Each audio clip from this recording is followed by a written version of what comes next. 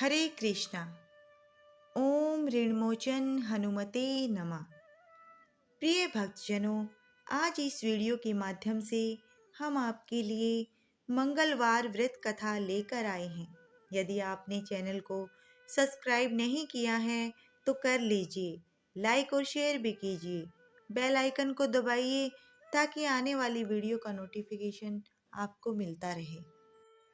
अंजनी पुत्र हनुमान जी पराक्रम, बल, सेवा और भक्ति के आदर्श देवता माने जाते हैं। इसी वजह से पुराणों में भी हनुमान जी को सकल गुण निधान भी कहा गया है। गोस्वामी तुलसीदास ने भी लिखा है कि चारों जुग प्रताप तुम्हारा, है प्रसिद्ध जगत उजियारा। इस चौपाई का अर्थ है कि हनुमान जी इकलौते ऐसे देवता हैं जो हर युग में किसी न किसी रूप गुणों के साथ जगत के लिए संकट मोचन बनकर मौजूद रहेंगे। शास्त्रों में कहा गया है कि हनुमान जी की सेवा करने और उनका व्रत रखने से उनकी विशेष कृपा अपने भक्तों पर बनी रहती है। ज्योतिष शास्त्रों के अनुसार हनुमान जी का व्रत करने से कुंडली में मौजूद सभी ग्रह शांत हो जाते हैं और उनकी असीम कृपा प्राप्त होती है। अपने भक्तों पर आने वाले हर संकट को हनुमान जी दूर करते हैं। संतान प्राप्ति के लिए हनुमान जी का व्रत फलदायी माना जाता है। इस व्रत को करने से भूत प्रेत और काली शक्तियों का प्रभाव नहीं पड़ता है। मंगलवार का व्रत करने से सम्मान, साहस और पुरुषार्थ बढ़ता है। व्रत कथा। ऋषि नगर में केशवदत्त ब्राह्मण अपनी पत्नी अंजलि के साथ रहता था। केशवदत्त के घर में धन संपत्ति की कोई कमी नहीं थी। नगर में सभी केशवदत्त का सम्मान करते थे, लेकिन केशवदत्त संतान नहीं होने के कारण बहुत दुखी रहता था। दोनों पति पत्नी प्रति मंगलवार को हनुमान जी की पूजा करते थे। विधिवत मंगलवार का व्रत करते हुए कई वर्ष बीत गए। ब्राह्मण बहुत निराश हो गया, लेकिन उसने व्रत करना नहीं छोड़ा। कुछ दिनों के बाद केशवदत्त हनुमान जी की पूजा करने के लिए जंगल में चला गया। उसकी पत्नी अंजलि घर में रहकर मंगलवार का व्रत करने लगी। दोनों पति पत्नी पुत्र प्राप्ति के लिए मंगलवार का विधिवत व्रत करने लगे। अंजलि ने अगले मंगलवार को व्रत किया, लेकिन किसी कारणवश उस दिन अंजलि हनुमान जी को भोग नहीं लगा सकी और उस दिन वह सूर्यास्त के बाद भूखी ही सो गई। अगले मंगलवार को हनुमान जी को भोग लगाए बिना उसने भोजन नहीं करने का प्रण कर लिया। 6 दिन तक अंजलि भूखी प्यासी रही।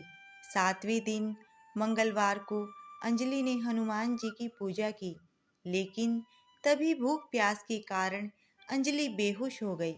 हनुमान जी ने उसे स्वप्न में दर्शन देते हुए कहा, उठो पुत्री, मैं तुम्हारी पूजा पाठ से बहुत प्रसन्न हूँ। तुम्हें सुंदर और सुयोग्य पुत्र देने का वर देता हूँ। यह कहकर हनुमान जी अंतर्धान हो गए। तत्काल अंजलि ने उठकर हनुमान जी को भोग लगाया और स्वयं भोजन किया। हनुमान जी की अनुकंपा से अंजलि ने एक सुंदर शिशु को जन्म दिया। मंगलवार को जन्म लेने के कारण उस बच्चे का नाम मंगल प्रसाद रखा गया। कुछ दिनों बाद अंजलि का पति केशवदत्त भी घर लौट आया। उसने मंगल को देखा तो अंजलि से पूछा, यह सुंदर बच्चा किसका है? अंजलि ने खुश होते हुए हनुमान जी के दर्शन देने और पुत्र प्राप्त होने का वरदान देने की सारी कथा सुना दी, लेकिन केशवदत्त को उसकी बातों पर विश्वास नहीं हुआ। उसके मन में पता नहीं यह विचार आ गया कि अंजलि ने उसके साथ विश्वासघात किया है। अपने पापों को छिपाने के लिए अंजलि झूठ बोल रही है। केशवदत्त ने उस बच्चे को मार डालने की योजना बनाई। एक दिन केशवदत्त स्नान करने के लिए कुएं पर गया। मंगल भी उसके साथ था।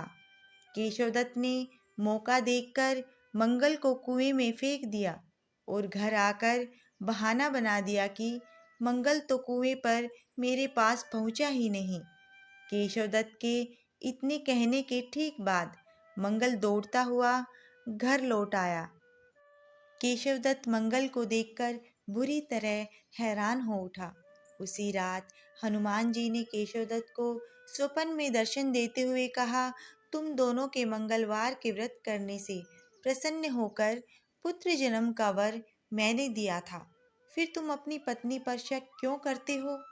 उसी समय केशवदत्त ने अंजलि को जगाकर उससे क्षमा मांगते हुए स्वप्न में हनुमान जी के दर्शन देने की सारी कहानी सुनाई।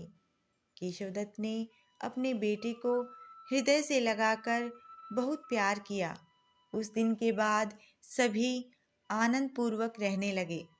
मंगलवार का विधिवत व्रत करने से केशवदत्त और उनके सभी कष्ट दूर हो गए। इसी तरह जो स्त्री पुरुष विधिवत मंगलवार का व्रत करके व्रत कथा सुनते हैं, हनुमान जी उनके सभी कष्ट दूर करके घर में धन संपत्ति का भंडार भर देते हैं। शरीर के सभी रक्त विकार के रोग भी नष्ट हो जाते हैं। बोलो बजरंग बली की जय।